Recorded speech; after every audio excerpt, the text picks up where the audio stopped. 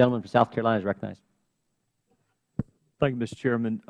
Deputy Attorney General Cole, you have been done a tremendous disservice when the President prejudged this investigation. It's not fair to the people at the Department of Justice. It's not fair to the people who are investigating. It's not fair to the complaining witnesses, the potential victims.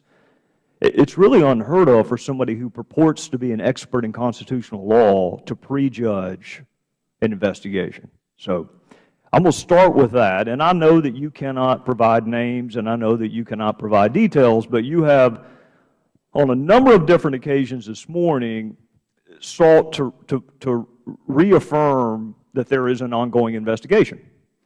So I'm going to ask you about some of the traditional investigatory tools and make sure that those are at play. And again, I'm not asking you for names, and I'm not asking you for specifics, but when you say a matter is being investigated, I think and by the way, back in the old days, you couldn't even confirm that there was an ongoing investigation. That was the policy back in the old days. I don't know if the policy has been waived or if this particular fact pattern is such that you are willing to confirm an ongoing investigation. But that's policy. That's not law. There's no law that prevents you from answering these questions. Have witnesses been brought before a grand jury? As you well know, Representative Gowdy, we can't talk about anything that takes place before a grand jury. That's not permitted under Rule 6E. Have subpoenas been issued? That's also a grand jury matter. Have administrative subpoenas been issued? Not grand jury subpoenas, but administrative subpoenas been issued? With all due respect, Congressman, we don't talk about the steps we take in our investigations. They're thorough. Mr. Deputy Attorney General, I understand that. But when the chief law enforcement officer for this country, the chief executive, prejudges an investigation, and you are seeking to assure us that that investigation is ongoing and vibrant and being professionally done, I think it is okay in this instance for you to reaffirm us that all the traditional tools available to prosecutors are being used. Administrative subpoenas aren't covered by Rule 6E, so you can answer that question. We are using every tool that is appropriate to be used. We are using every facility we can to find out what the facts are in this matter as thoroughly and as completely as we can. How many witnesses have been interviewed? I cannot tell you that. You cannot because you don't know, or you cannot because you choose not to answer the question? It would be both. More than 20? I'm not going to go into a guessing game with you, Congressman. Have any proffers been? I'm not going to go into the details of the investigation. I'm sorry. I know that's frustrating, but when this is over, we will be providing you with details. Well, how would we know when it's over? I mean, obviously, if there's an indictment, that it's over for that person until the prosecution, but how are we, look, you have a constitutional responsibility to do your job. With all due respect, so do we. It's different. Our job is not to prosecute criminal code violations, but it is our job to set policy and to determine whether or not an agency is worthy of the same level of appropriation that it received the year before. And we can't do our jobs if we are constantly told, not because of the law, but because of policy, that we're not going to answer any of the questions related to the investigation. So how will we know when this investigation is over? We will let you know, either through an indictment that comes out, and you'll see that, or through us telling you that it's over and providing you with information. You don't know how many witnesses have been interviewed? I don't know an exact number, no, but I wouldn't tell you if I did, with all due respect. Do you know what percentage of witnesses have been interviewed? Out of the full universe of witnesses that you have identified, how many have been interviewed? I'm not going to go down that road, Congressman, sorry. Have any plea agreements been signed? I'm not going to go down that road.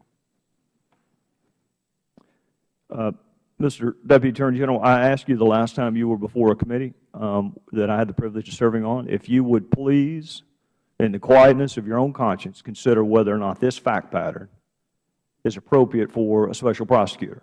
And I'm sure that you did. But this morning you said you've reached the conclusion that it would not be appropriate. Can you give me the fact pattern where it would be appropriate?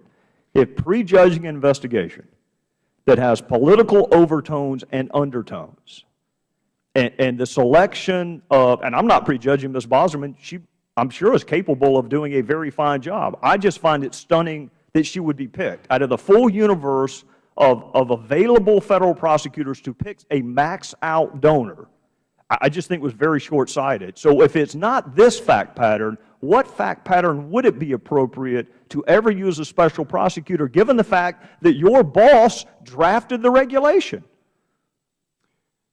It is very, very rare in the history of the Justice Department to use a special prosecutor. Give me a fact pattern where it would trigger to you, in your mind, the appropriateness of a special prosecutor. I can't go down and dream up a fact pattern, Mr. Gowdy, but I know the one time we have appointed a special counsel was in the Waco investigation, where Senator Danforth was appointed. Well, the regulation is in place. It's pretty plainly written. The interest of justice, potential conflict.